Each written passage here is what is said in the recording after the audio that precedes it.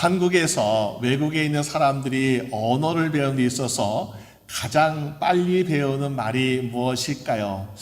몇몇 사람들의 이야기를 들어보게 되면은 빨리빨리라는 말을 제일 먼저 배운다 그럽니다. 저도 예전에 미국에서 어떤 분을 만났는데 보니까 빨리빨리라는 말을 얼마나 잘하는지 이삿짐 하시는 분들 보니까요 정말 잘하더라고요. 그만큼 우리가 한국 사람들이 빨리빨리를 참 좋아합니다. 그래서 우리가 한국에서 볼 때에 외국에서 온 손님들 또 여행객들이 한국에서 음식을 사 먹고 밥을 사 먹을 때 굉장히 놀란다 그래요. 음식 주세요. 그러면은 몇 분도 안 돼가지고 금방 딱 테이블에 음식이 도착해 있습니다. 자기네 나라에서는 뭐 주세요 그러면요 30분 1시간 기다려야 음식이 나오는데 야 한국 대단하다라고 이렇게 이야기하는 사람들의 이야기를 종종 듣게 됩니다. 그만큼 우리의 어떤 성품에는 급한 빨리빨리라는 것이 우리 몸에 배어 있는 것을 보게 되죠. 그래서 우리가 뭐 음식이라든지 또 컴퓨터, 휴대폰 이런 거는 참 우리가 빨리빨리 잘 만들고 있는 것을 보게 됩니다. 그런데 우리가 이 빨리빨리란 성품 때문에 혹시 우리의 신앙에 좀 마이너스가 될 때가 있는 것은 아닌지요. 우리의 삶에서 어떤 것은 정말 빨리빨리 해야 될 것도 있겠지만은 우리의 신앙에서는 좀 우리가 천천히 기다리는 신앙이 좀 필요하지 않을까라는 것을 생각해 볼 수 있습니다. 예전에 침례교 신문에 이런 기사가 난 적이 있습니다. 한 걸음으로 너무 멀리 가려고 하지 마세요. 앞으로 계속해서 걸어가야 됩니다. 또 한마디 말로 당신 누구인지 다 말하려고 하지 마세요. 앞으로 계속해서 말을 해야 됩니다. 또 우리가 1인치 성장했다고 너무 빨리 크려고 하지 마세요. 앞으로 계속해서 또 성장을 해야 됩니다. 또 우리가 하나의 행동으로 말미암아 모든 것을 다 이루려고 하지 마세요. 앞으로 우리 계속해서 실천하고 행동할 것이 너무나 많이 있습니다라고 이야기를 했던 것을 본 적이 있습니다. 그만큼 우리의 한 걸음 첫 시작 이것이 지금 이 순간만 있는 것이 아니라 앞으로도 계속될 것이기 때문에 조금 천천히 갈 필요도 있다라는 것을 보게 됩니다. 왜 그런 것이 필요할까요? 우리의 신앙과 접목해 본다면요, 이건 굉장히 중요한 것 같아요. 우리가 세상에서 내가 당신을 몇 년 동안 기다렸습니다. 10년, 20년 기다렸습니다. 그러면요, 저 사람 참 정말 잘 기다리는구나 라고 생각할 수 있잖아요. 그런데 우리는 어떤 신앙 가지고 있습니까? 우리의 초대교회 성도들로부터 약 2000년 동안 2000년의 예수님을 기다리는 그런 신앙을 가지고 있더라라는 것입니다. 근데요, 2000년 동안 기다렸으니까 참 잘 기다렸구나, 이제 끝을 봐야 되겠구나 그러는데 우리의 기다림은 아직 끝나지 않았습니다. 2000년 동안 기다렸는데 불구하고 아직 끝나지 않았고 또 언제 끝날지 모르기 때문에 우리의 신앙은 계속해서 기다림의 연속이다라고 볼 수 있습니다. 예수님은 몇 월 며칠 몇 시 오신다고 말씀하지 않았어요. 세상을 보니까 금방 오실 것 같아요. 금방 오실 것 같아요. 근데 이 금방 오신다는 생각, 표현이 어떻습니까? 초대교회의 2000년 전의 성도들도 주님이 곧 오시리라 라는 생각을 가지고 있었다는 것입니다. 그러니까는 언제 올지 모르는 예수님 우리가 기다리는데 조급하면 안 되겠죠. 성급하면 안 되겠죠. 내가 주님 오시기를 기다리는데 나도 좀 여유 있게 기다리겠다라는 신앙을 갖게 되는 여러분 되시기를 주님의 이름으로 축원합니다. 그러면서 우리가 이 기다릴 때 어떻습니까? 보니까는 기다리면서 복을 받는 신앙생활이다라는 것을 오늘 말씀을 통해서 보고자 합니다. 첫 번째는 어떻게 우리가 기다리면서 복을 받을 수 있을까요? 하나님의 임재 안에서 우리가 기다리게 되면은 기다릴 때에 우리는 복을 받으면서 기다릴 수 있더라라는 것입니다.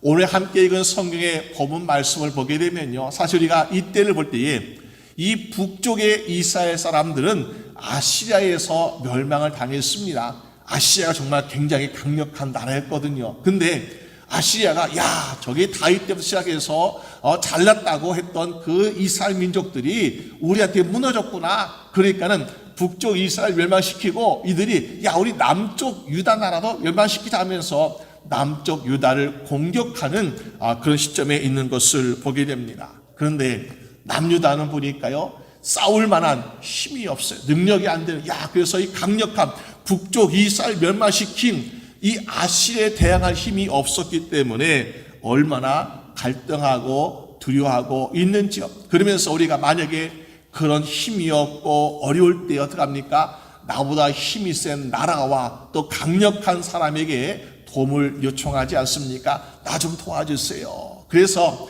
우리가 이 이스라엘 민족 남유다의 백성들을 보니까 그 당시에 애굽이란 나라와 동맹 관계를 맺고 있었습니다. 우리 동맹국이니까 우리 좀 도와주시오 하고 애굽에 요청을 하고 있는 모습을 보게 됩니다. 그런데 우리가 그 앞에 30장 1절 말씀 하나님 이런 말씀하고 있습니다. 야 너희는 나에게 묻지도 아니하고 애굽의 그늘에 피하려 하여서 애굽으로 내려갔으니 죄의 죄를 더하도다. 아니 약하니까 힘이 없으니까 나와 동맹관계 갖고 있는 힘센 나라의 도움을 요청하는 것이 하나님 보시기에는 죄를 더한다라고 말씀하고 있다는 거예요. 좀 우리가 세상적으로 볼 때는 아니 잘못이었는데 하나님께 왜 책망하십니까? 라고 생각할 수 있겠죠. 그런데 왜 그랬을까요? 이스라엘 백성들은 북쪽 이스라엘이나 남유다나 다 어떤 사람들입니까? 하나님의 백성이라고 선택받은 백성이라고 스스로 이야기했던 사람들이에요. 그럼 뭐예요? 누구의 백성입니까? 하나님 백성이면 그들의 왕은 비록 거기에 나라의 왕이 있지만은 진정한 왕은 바로 하나님이라는 거예요. 하나님이 우리의 주가 되시고 하나님 우리의 왕이 되시는데 자기의 왕에게는 도와달라고 살려달라고 구하지 아니하고 이방 나라 애굽 이 우상을 섬기는 이런 나라에 가서 도와달라고 하니까 하나님께서 야 너희 내 백성인데 왜 저기 가서 도와달라고 하면서 죄를 더하는구나 하나님께서 책망하시는 그런 모습을 볼 수 있습니다. 유다 백성들은 왜 그런 실수와 잘못을 하고 있을까?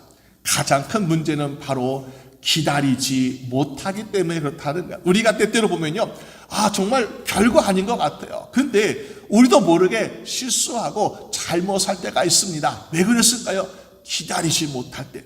조금 기다리면 괜찮은데 조금 더 기다리고 순서를 지키고 점검하고 다 하면요 우리는 별로 사고 없는데 보니까는 기다리지 못해서 실수하고 사고가 일할 때가 많이 있는 것을 보게 됩니다. 이것을 우리가 정말 이럴 때에 하나님께 구하는 것도 마찬가지 아닐까. 하나님께서 우리를 사랑하시기 때문에 우리의 기도를 들으신다. 그럼 하나님께 기도해야지. 하나님께 기도합니다. 그럼 하나님 나 기도했으니까 들어 응답해 주세요 하면서 우리는 하나님께 응답을 기다리고 있습니다. 근데요 기다린 기간이 너무 짧은 거예요. 하나님께 기도했으면 하나님께서 금방 들으실 거야 라고 기다리고 있는데 기도가 응답되지 않는 것 같다. 하나님께서 거절하시는 것 같다 하면서 우리는 금방 쉽게 포기하고 일 때가 얼마나 많이 있습니까? 여러분 하나님께서 응답이 늦어진다. 우리가 기다리는데 응답이 늦어진다. 왜 그럴까요? 하나님께서는 여러분들에게 가장 좋은 것을 주시기 위해서 응답의 시간을 두고 계신 것을 보게 되죠. 또 우리가 하나님의 응답을 받을 만한 준비가 아직 덜 되었기 때문에 응답을 받을 만한 자격이 되기까지 하나님께서 좀 참고 기다릴 때가 있는 것을 보게 돼요. 그러니까 하나님께서는 우리에게 가장 적절하고 좋은 시간에 응답해 주시기 위해서 하시는데 우리는 그 시간을 참지 못하고 기다리지 못하기 때문에 결국 실수와 죄를 지을 때가 있는 것을 보게 됩니다. 그래서 우리는 하는 말이 무엇입니까? 나는 응답받지 못했다라는 것이 우리의 감정의 표현이라고 말하고 있습니다. 여러분 우리가 응답받지 못하는 것은요 하나님이 응답해 주시 않아서 못 받는 것보다는 하나님은 응답해 주고 계시는데 우리가 기다리지 못해서 포기하기 때문에 더 많은 것을 놓칠 때가 있더라. 그러므로 여러분들은 응답 받을 때까지 기다리고 간구하며 기도할 수 있는 여러분 되시기를 주님의 이름으로 축원합니다. 그래서 우리가 시편 40편 1절 말씀에 내가 여호와를 기다리고 기다렸더니 귀를 기울이사 나의 부르짖음을 들으셨도다. 하나님께서 나의 부름을 들으셨도다. 응답하신다는 거. 내가 하나님의 응답을 기다리고 그냥 기다리는 것이 아니라 계속해서 기도하면서 기다리니까 하나님께서 응답하셨다라고 성경은 말씀하고 있습니다. 여러분, 그런데 우리 때때로 기다려야 되는 것을 알고 있어요. 하지만 내 눈에 보이는 상황들, 내 귀에 들리는 소리 때문에 기다리지 못하는 그런 실수를 할 때가 있습니다. 우리 사무엘상에 보게 되면 13장에 사울 왕이 어땠습니까? 왕이 된 지 얼마 안 돼 가지고 블레셋의 공격을 받게 됐는데요. 너무 두려운 거예요. 그러면서 야, 우리가 이 전쟁 어떻게 할까? 하나님 도우시면 승리할 수 있는데 안다는 거예요. 그러면서 선자 사무엘에게 요청합니다. 우리를 위해서 기도해 주십시오. 우리를 위해서 하나님께 제사 드려 주십시오. 그래서 하나님 우리 제사를 받으시면은 우리 승리할 것이다 라는 그런 확신을 갖기 위해서 선자 사무엘에게 제사를 부탁드렸습니다. 사무엘이 이제 야, 내가 일주일 있다가 갈 테니까 기다리고 있어 라고 이제 왕에게 이야기했다는 거죠. 그래서 이제 선자 사무엘 오기까지 기다리는데 마지막 일주일째 되는데 어땠습니까? 해가 점점 치고 있는데 선자 사무엘이 오지 않는 거야. 그런데 보니까는 사울 왕이 두려워하고 있는 것을 또 일반 병사 군인들도 함께 두려워하고 있는 것입니다. 야, 저 많은 블레셋 군인들 그들이 가진 무기를 보니까 두려워서 안 되겠다, 도망가자 하면서 도망치는 군사를 보니까 사울 왕은 더 두려운 거예요. 그래서 사울 왕은 블레셋의 전쟁에서 패할까봐 두렵고 사람들이 떠나가서 홀로 남게 될까봐 두려운 마음에 어떻게 했습니까? 하나님께서 말씀하지 않는 왕이 직접 제사를 드리는 불순종의 죄를 지어서 안타깝게 버림받는 왕이 되었다고 성경은 말씀하고 있습니다. 얼마나 안타까운지. 조금만 더 참았으면, 그래서 이제 선자 사무엘이 와가지고 무슨 죄라고 묻지 않습니까? 조금만 더 참았으면, 조금만 더 기다렸으면은 우리가 정말로 하나님의 은혜 가운데 복을 누릴 것인데 그 기다리지 못했기 때문에 우리가 정말 안타까운 은혜와 축복을 놓치고 있더라라는 것입니다. 여러분, 우리는 그렇기 때문에 오늘 이스라엘 백성들, 유다 백성들 보니까는 조급하면서 기다리지 못하기 때문에 어떠한 실수를 하고 있습니까? 그들은 애굽에게, 사람들에게, 이방 사람들에게, 우상 섬기는 사람들에게 도움을 요청하고 하나님께는 구하지 않는 실수하는 모습을 보게 됩니다. 그러나 다 그런 것은 아니라는 거죠. 이 남유다에 또 어떤 사람이 있는가 보니까는 19절에 보니까 하나님은 예루살렘에 사는 시온 백성아 라고 말씀하고 있습니다. 예루살렘에 사는 시온 백성아. 우리가 시온이라는 말은 우리가 예루살렘을 의미하고 있는데 그 뜻을 보니까 사막이라, 사막 같은 뜻을 가지고 있다는 거죠. 그들의 환경이라든지 조건이라든지 아주 이런 것이 메마르고 힘든 사막과 같은 조건을 가지고 있습니다. 그럴 때에 과연 우리는 행복한 삶을 누릴 수 있겠습니까? 야, 내 가정이 사막 같아, 내 직업이 사막 같아, 내가 살고 있는 그 지역이 사막 같아. 그러면요, 우리 행복함을 누릴 수 없을 것입니다. 그런데 이 사막 같은 환경에서 그들 어떻게 하겠습니까? 마치 오아시스에서 사는 것처럼 그들은 하나님이 주시는 기쁨과 도움과 즐거움으로 살아가고 있더라. 왜? 하나님이 그곳에서 샘솟는 기쁨을 주시고 하나님이 함께 동행하시는 것을 확신하고 있었기 때문에 그들은 사막과 같은 곳에서 어떻게 합니까? 예루살렘에 사는 시온 백성아, 하나님 백성이라는 거죠. 하나님을 사모하면서. 그래서 이들은 우리가 조급해하지 아니하고 하나님의 도우심을 기다리고 있는 모습을 보게 됩니다. 여러분, 이들은 성전에서 하나님께 예배드리고 성전에서 기도하고 성전에서 하나님의 도우심을 기다리고 있는 사람들이었습니다. 그럴 때에 어떤 일을 하고 있습니까? 19절 말씀 보니까 그가 너의 부르짖는 소리를 인하여 내게 은혜를 베푸시되 들으실 때에 내게 응답하시리라.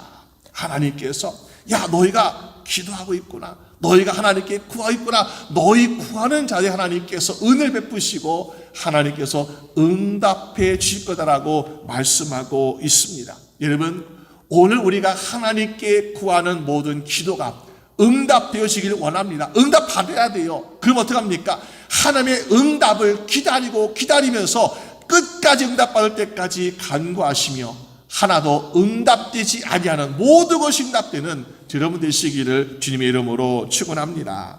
여러분, 그럴 때 하나님께서 어떡합니까? 은혜를 베푸시면서 응답하신다. 어떤 응답일까? 여러분, 여기서 은혜를 베푸신다라는 것은 우리가 하나님이 구부러신다. 하나님이 포기하신다는 것이 아닙니다. 하나님 구부르신데, 하나님 지극히 높으신 하나님께서 우리 위해서 구부르시는 거야. 여러분, 어린아이가 도움을 요청합니다. 근데 야, 네가 나같이 키가 크면은 나같이 정도 되어야 내가 널 도울 수 있어. 안 되겠죠? 어린아이가 도우려면 어떻게 합니까? 어린아이의 키에 맞춰서 고개를 숙이거나 허리를 구부려야만이 어린아이를 도울 수 있는 것입니다. 마찬가지로 지극히 높으신 하나님께서 우리를 도와셔야 되는데, 우리 은혜를 베푸시기 원하시는데 그냥 될 수가 없는 거. 너무나 지극히 높으신 하나님이시고 우리는 죄로 인해서 얼마나 얼룩진 인생입니까? 그래 하나님 어떻게 하십니까? 인간의 육신을 입으시기 위해서 구부리시면서 우리에게 정말 우리의 간절함을 들어주시고 우리의 고난과 아픔을 살펴보시면서 우리를 구원의 길로 인도하고 계시지 않습니까? 여러분, 요셉의 정혼자였던 마리아가 결혼하지 않은 처녀였는데 아이를 가졌습니다. 근데 보니까 얼마나 두려운 일이겠습니까? 만약에 동네 사람들이 알게 되면요, 돌에 맞아 죽어요. 말도 못해요. 그런데 이 처녀에게 천사가 나타나 이야기합니다. 마리아야, 무서워하지 말라. 내가 하나님께 은혜를 입었느니라. 아니, 지금 내가 죽을 위험이 있는데 무슨 은혜를 입었다고 말합니까? 야, 그래도 넌 은혜 입은 거야. 왜? 지극히 높으신 하나님께서 구부리셔서 너에게 임하셔서 온 세상을 구원할 구원자 예수를 네가 잉태했기 때문에 너는 은혜 입었다라고 성경은 말씀하고 있는 것입니다. 여러분, 그러면서 우리에게 또한 말씀하고 있습니다. 친척 엘리사벳을 통해서 말씀하기를, 누가복음 1장 45절에 주께서 하신 말씀이 반드시 이루어지라고 믿는 그 여자에게 복이 있도다. 여러분, 모든 사람의 하나님은 은혜를 나눠주십니다. 은혜를 부으십니다. 그런데 그 은혜가 나에게 복이 되기 위해서 어떻게 합니까?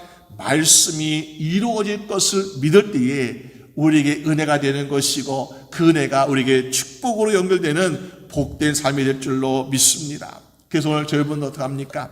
우리가 힘없는 나라들 가운데서 우리가 힘없는 사람이지만은 그러나 우리는 시온에서 날마다 하나님께 간구하고 기도하며 기다리는 그런 삶의 모습을 살아야겠더라. 우리가 애굽이라든지 이방나라든지 우상 섬긴 사람이든지 세상의 권력가라든지 이런 삶을 의지할 것이 아니라 나의 왕, 나의 하나님을 의지하면서 그분께 기도하고 그분을 기다리고 의지할 때 어떻습니까? 우리에게 은혜를 주시고 또 그 은혜 가운데에서 우리는 진정으로 우리가 사모하는 예수님께서 앞으로 100년 후에 1000년 후에 오실 수도 있지만은 내일 오실 수도 있잖아요. 그 예수를 기다려야만 어떻게 합니까? 만날 수 있게 되더라라는 사실입니다. 오늘 저희들이 정말 잘 기다려 말미암아 하나님 임재 안에서 그래서 예수님 만날 수 있는 저희분 되시기를 주님의 이름으로 축원합니다. 두 번째, 우리가 어떻게 하면 기다리며 복을 받는 신앙생활 할 수 있을까요? 성령님의 인도하신 가운데 기다리면요, 우리는 복 있는 삶을 살 수 있게 될 줄로 믿습니다. 여러분, 우리가 기다리면서 당신 기다리기 참 힘드시죠? 내가 당신에게 맛있는 음식을 주겠습니다. 또 시원한 물을 주겠습니다. 여기서 좀 기다리고 계세요. 그러면요, 아이고, 네, 괜찮습니다. 얼마든지 기다릴 수 있어요. 우리 그렇게 얘기하잖아요. 그런데 오늘 성경에 보니까 그렇지 않아요. 오늘 20절 말씀에 말씀하기를 하나님이 기다린 자에게 무엇을 준다고 말씀하고 있습니까? 주께서 너에게 환난의 떡과 고생의 물을 주신다. 하나님 너무하시네요. 아니, 기다리는 것도 힘든데 환난의 떡과 고생의 물이라니요. 이건 말도 안 되는 것입니다. 시원한 물을 주셔야죠. 맛있는 음식을 주셔야죠. 그래도 기다리기 힘든 세상인데 어떻게 이런 걸 주십니까? 라고 말하지 않겠습니까? 그런데 하나님이 저를 일부러 저 여러분들에게 환난의 떡과 고생의 물을 주시겠습니까? 그것이 아닌 것 같아요. 우리가 정말로 주 안에서 주님을 기다리는 신앙생활 하게 되면 어떻습니까?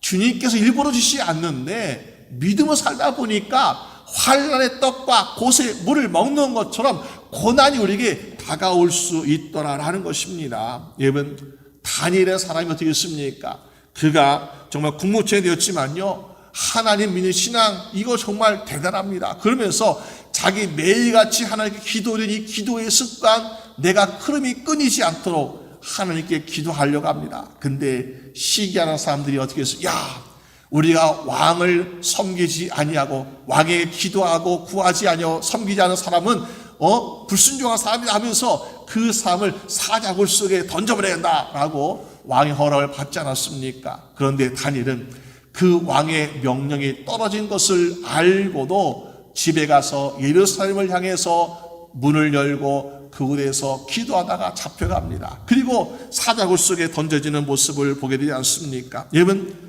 이거는 하나님께서 일부러 다니엘아 네가 환난의 떡과 고생의 물을 마셔라, 이것이 아니었어요.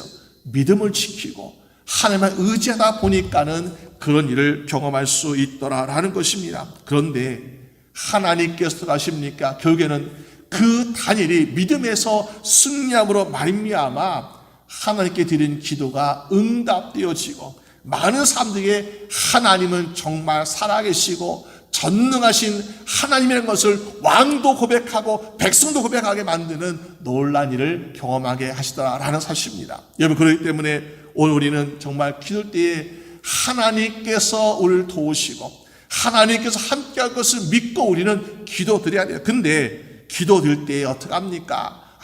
잡생각이 많이 나요. 여러 가지 생각도 많이 나고 환경도 우리가 힘들 때 많이 있습니다. 그래서 오늘 21절 보니까 너희가 오른쪽으로 치우치든지 왼쪽으로 치우치든지 우리 삶 가운데 이 이스라엘 백성들, 유다 백성들, 그래도 이들은 아시리아에 멸망했던 북쪽 이스라엘보다는요, 그 성전이 있으니까 하나님께 예배도 잘 드렸어요. 기도도 많이 했어요. 하나님께 잘 섬기는 그런 나라 백성이었습니다. 그러나 그들도 보니까는 오늘 모습 보니까 왼쪽으로 치우치고 또 오른쪽으로 치우치면서 하나님이 원하시는 길이 아니라 애굽을 의지하고 사람을 의지하고 군대를 의지하는 모습을 보여주고 있다는 것입니다. 그러니까 얼마나 안타까운 모습입니까? 우리도 기도할 때 하나님만 바라보고 하나님의 응답을 기다리고 하나님께만 구해야 되는데 때로는 우리도 사람을 의지하고 때로는 물질을 의지하고 의지할 것이 여러분 많이 있지 않습니까? 그러니까 좌로나 우로나 치우치는 경향이 우리에게도 반드시 유혹이 될 때가 있는 것을 보게 됩니다. 그런데 우리의 연약함을 아신 하나님께서, 우리의 부족함 아신 하나님께서 가십니까? 야, 너희가 정말 믿음을 산다고 노력하고 있지. 그런데 너희가 노력해도 너희가 아주 결심을 하고 하여도 보니까 너희가 때때로 좌로나 우로나 치우칠 때가 있구나. 그러면서 우리에게 주시는 것이 무엇인가? 20절 말씀 보니까 우리에게 하나님은 스승을 붙여신다라고 말씀하고 있습니다. 그래서 우리가 혹시나 옆을 잘못 보고 갈 때마다, 뒤를 볼 때마다 21절에 내 뒤에서 말소리가 내 귀에 들려 이르기를 이것이 바른 길이니 너희는 이리로 가라 하면서 우리의 길을 잘 인도하고 가르친다고 성경은 말씀하고 있습니다. 여러분, 제가 어렸을 때요 보니까 이 동네 시골에서 이 볏짚 같은 거 많이 쌓아놓기도 하고요. 또 이제 겨울을 준비하면서 이제 장작 같은 나무를 많이 쌓아놓고 있습니다. 근데 어린 나이에 시골에 놀 게 없으니까 동네 아이들하고 불장난을 참 좋아해서요. 남의 집 볏짚을 쌓아놓아서 뭐 거름을 쓰려고 했는지 그걸 갖다가 그 위에서 불 쬐면서 야 따뜻하다 그러고, 남의 집 장작 될 거 아구이 될 거 갖다가 거기서 불 지펴서 야 따뜻하다 뭐 구워 먹자면서 애들하고 놀았던 그런 시절이 있었습니다. 근데 아주 개고작이니까 얼마나 부모님 창피하고 그랬겠습니까? 그래서 이제 동네 사람들이 이제 와서 뭐라 그러면은 이제 혼나는 거죠. 아버님 화가 굉장히 나셔가지고 이놈아 너는 나가라 하면서 어린 나이에 5, 6살밖에 안 됐는데 얼마나 화가 나고 무서웠는지요. 말도 못해 지은 죄가 있으니까. 근데 어머니 옆에서 야 무조건 빌어 아버지 잘못했습니다 다시는 안 그럴게요 무조건 빌어 하면서 막 눈물 흘리면서 막 빌다 보면은 화가 간져가지고 그래 좀 이제 다음부터는 그러지 마 하고 용서할 때가 있었거든요. 어머니의 조언과 어머니의 가르침과 어머니의 인도하심이 없으면 아마 쫓갈지도 모르겠어요. 그만큼 우린 때때로 잘 노력하고 있는데도 불구하고요, 좌로나 우로나 치우치고 잘못할 때가 있습니다. 하나님 말씀 우리 잘 알고 있어요. 근데 말씀대로 살지 못하고 신앙생활 잘하지 못하고 삐딱하게 나갈 때가 있습니다. 잘못 갈 때가 있습니다. 그런데 우리에게 무엇을 붙여신다고요? 누구를요? 스승을 붙여신다. 야, 너 그 길은 잘못된 길이야. 이렇게 가야 돼. 이렇게 해야 하나님이 기뻐하시는 것이야. 그러면서 우리에게 알려준다고 말씀하고 있습니다. 구약의 성도들은 하나님 보내신 선지자들이 있습니다. 그래서 그들은 예레미야, 에스겔, 하박국, 학개, 스가랴, 말레 같은 선지자를 통해서 하나님의 말씀을 들었어요. 말씀 알고 있어요. 근데 보니까 오늘 이 모습 보면 어떻습니까? 선지자들 분명히 말하고 있었어요. 근데도 애굽 가서 도와달라고 하고 사람 가서 의지하고 이런 잘못된 모습을 보여주고 있더라. 그 하나님이 말라기 선지자를 보내시고선요, 하나님이 포기하셨어요. 마치 포기하신 것처럼 400년 동안 하나님이 선지자를 보내지 아니하고 말씀을 안 하시고 침묵하셨어요.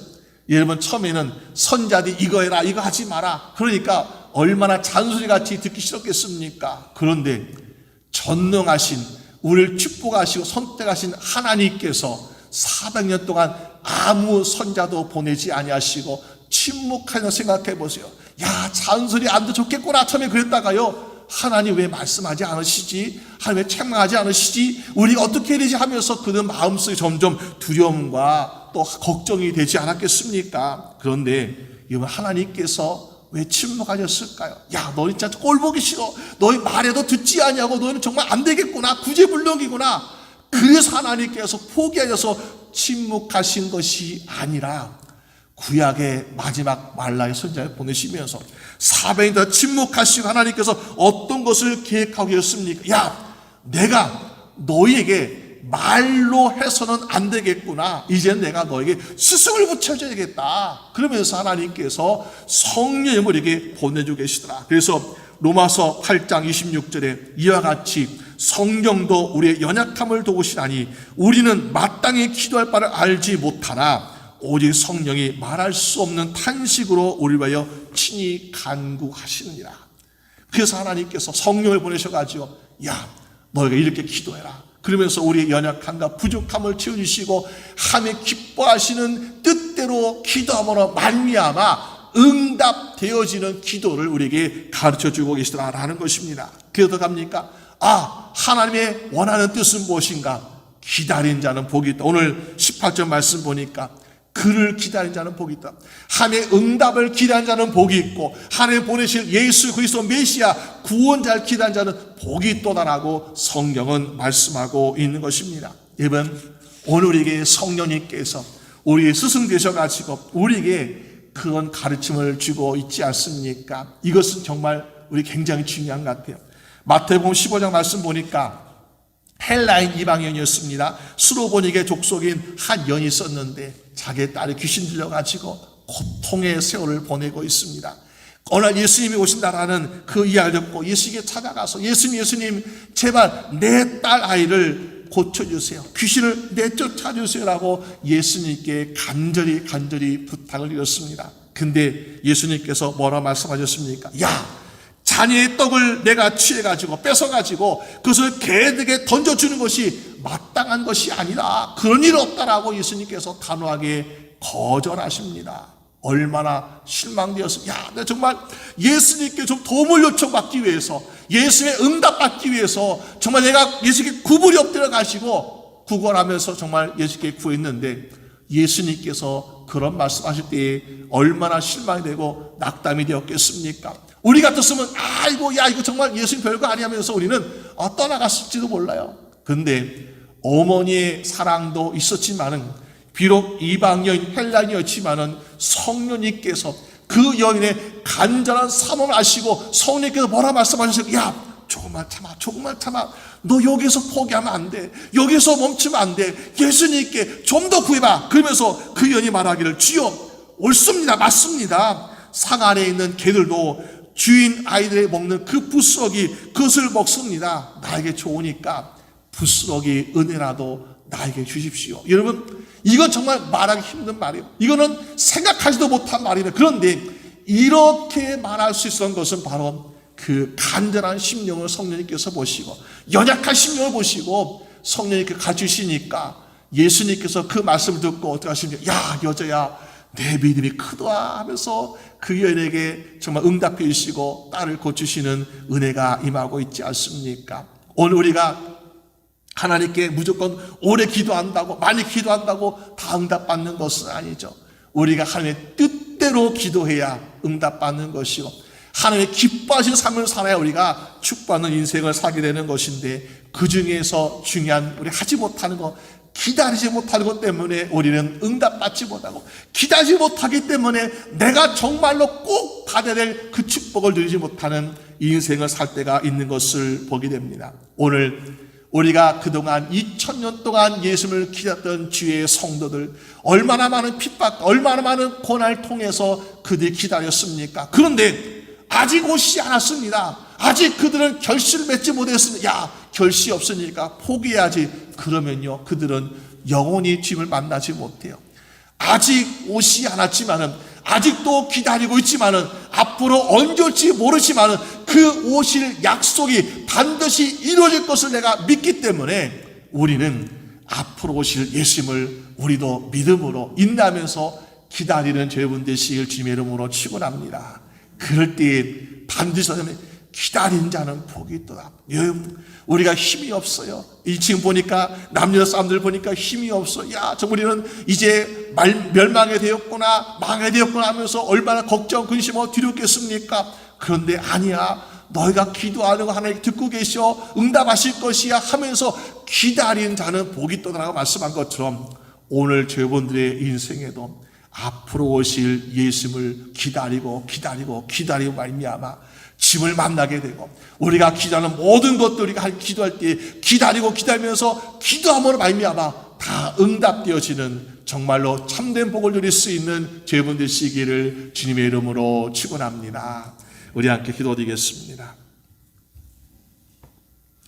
하나님 아버지, 감사합니다. 우리를 사랑하시고 우리에게 수많은 축복과 하나님의 좋은 선물을 주시려고 하시는 그것을 우리 깨닫지 못하고, 조금 우리가 실망하고 낙담했다고, 조금 우리가 지친다고 기다리지 못해서 포기할 때가 너무나 많이 있습니다. 우리의 기다리지 못한 이 연약함을 주님 불쌍히 여기시고, 또 기다리지 못해서 사람을 의지하고 세상을 의지했던 거 주님 용서해 주시고, 오늘도 성령님과 함께 성령님의 가르치심과 인도하신 가운데 살아갈 수 있도록 우리를 붙잡아 인도하여 주시옵소서.